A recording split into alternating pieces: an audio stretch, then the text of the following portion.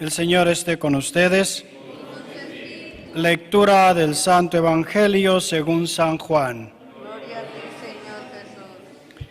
En aquel tiempo, junto a la cruz de Jesús estaban su madre, la hermana de su madre, María la de Cleofás, y María Magdalena. Al ver a su madre y junto a ella al discípulo que tanto quería, Jesús dijo a su madre: «Mujer, ahí está tu hijo». Luego dijo al discípulo: «Ahí está tu madre». Y desde entonces el discípulo se la llevó a vivir con él.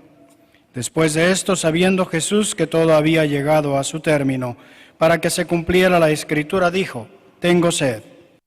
Había allí un jarro de vinagre. Los soldados sujetaron una esponja empapada en vinagre a una caña de hisopo y se la acercaron a la boca. Jesús probó el vinagre y dijo: «Todo está cumplido». E inclinando la cabeza, entregó el espíritu. Entonces los judíos, como era el día de la preparación de la Pascua, para que los cuerpos de los ajusticiados no se quedaran en la cruz el sábado, porque aquel sábado era un día muy solemne, pidieron a Pilato que les quebraran las piernas y los quitaran de la cruz. Fueron los soldados, le quebraron las piernas a uno y luego al otro, de los que habían sido crucificados con Jesús, pero al llegar a él, viendo que ya había muerto, no le quebraron las piernas, sino que uno de los soldados le traspasó el costado con una lanza, e inmediatamente salió sangre y agua. Palabra del Señor.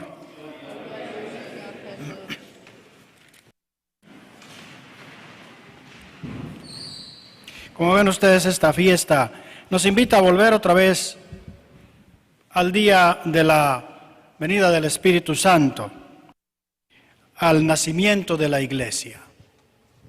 Celebramos la maternidad de María y ciertamente ella es digna de alabanza por su colaboración.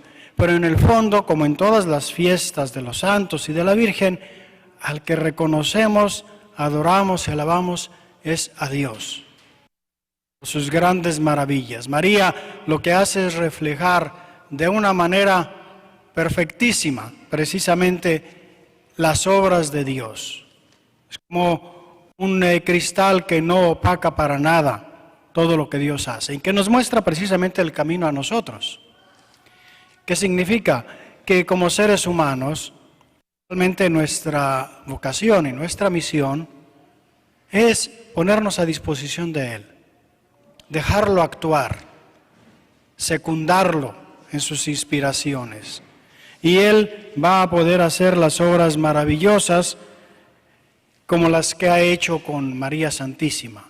La primera lectura, escuchamos el pecado original y cómo el primer hombre y la primera mujer, precisamente porque no escucharon a Dios, lo oyeron pero no lo escucharon, se dejan llevar por la serpiente que los engaña. Y con eso arruinan aparentemente el plan de Dios, lo desfiguran por lo menos. Pero lo más hermoso es que Dios mismo no es pasivo, no está allí a ver qué pasa, ni siquiera está a poner remiendos. A veces parecería eso leyendo el texto, pero no, en realidad no es así. Él ya de antemano sabe lo que va a hacer y que de esa caída del ser humano va a sacar algo inmensamente más grande. Y lo dice desde el inicio. Cuando le habla a la serpiente, le dice: «Pondré enemistad entre ti y la mujer, entre tu linaje y el suyo. Él te aplastará la cabeza», el linaje, el descendiente de la mujer, «mientras tú tratas de morderle el talón». Dios no se deja ganar, no es más grande que ningún pecado. Y ya en ese momento Él está preparando la venida de su Hijo. Y como parte integrante de ese plan, a una descendiente de Eva, que va a ser lo contrario de Eva. Eva se dejó llevar por las apariencias, Eva se dejó llevar porque el fruto era bueno para el paladar y agradable a la vista, por los cuentos que le contó la serpiente. Arrastró consigo a todos los demás, en ella y Adán. María, al contrario, es esa mujer que no quita la vista Dios. Lo vemos desde el inicio cuando aparece en el Evangelio el ángel que se le aparece y ella inmediatamente le dice, hágase en mí según tu palabra. Lo vemos a lo largo del ministerio de Jesús que aparece poco, pero la transformación del agua en vino, hagan lo que Él les diga, la confianza absoluta. Y lo vemos ahora en la cruz. Y los padres de la iglesia, los primeros grandes obispos que tuvo la iglesia, que fueron grandes teólogos, ven precisamente el paralelo, dicen, Eva pecó junto a un árbol, ¿no? María, junto al árbol de la cruz, es fiel. Y ahí es donde ella colabora con Jesús precisamente para traer esa salvación que Dios había prometido desde el paraíso, después del pecado.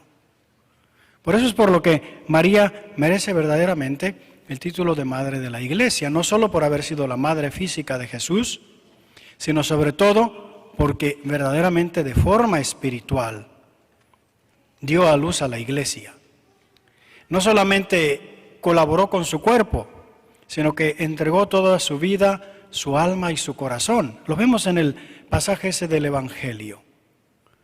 Seguramente estaba con grande sufrimiento a los pies de la cruz. Seguramente se le dificultaba entender.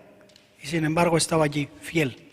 Mientras todos los discípulos se habían ido, solo se quedó allí Juan. Ella estaba allí, sufriendo junto con Cristo. Cada uno a su manera, acompañándolo. Y es por eso, como les digo, que es verdaderamente la madre de la iglesia.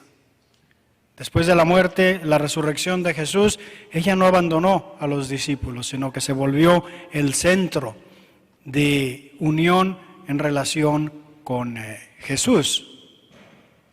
Hay en Jerusalén una basílica que se llama la Basílica de la Dormición, donde hay un mosaico muy curioso en el que están los 11 apóstoles.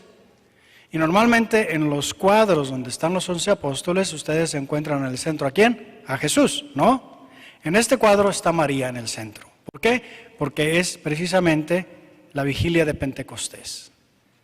Y no es porque María sea más importante de Jesús, pero es porque en ese momento María es la que mantiene a los discípulos, ayudándolos a prepararse para la venida del Espíritu Santo. Por eso es por lo que María ocupa un lugar en la devoción y en la vida de los creyentes. No es sentimentalismo, no es solo emoción, es sobre todo el amor, la confianza que se le tiene a una madre, pero de manera todavía más especial, esa confianza que se manifiesta en imitar lo que ella ha hecho.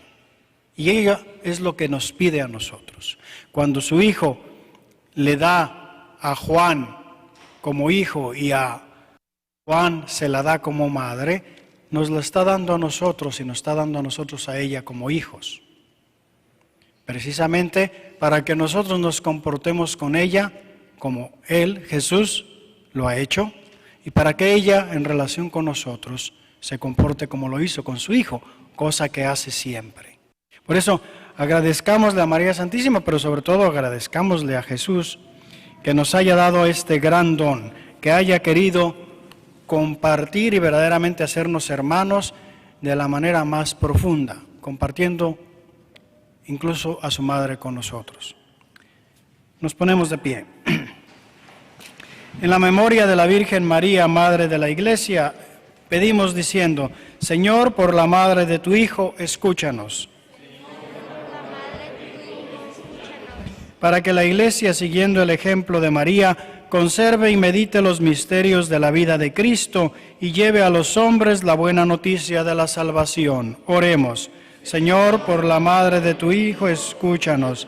Para que los cristianos, como la madre de Jesús en Caná de Galilea, estemos atentos a las necesidades de los que nos rodean y sepamos acudir a la oración para saber ayudarles. Oremos.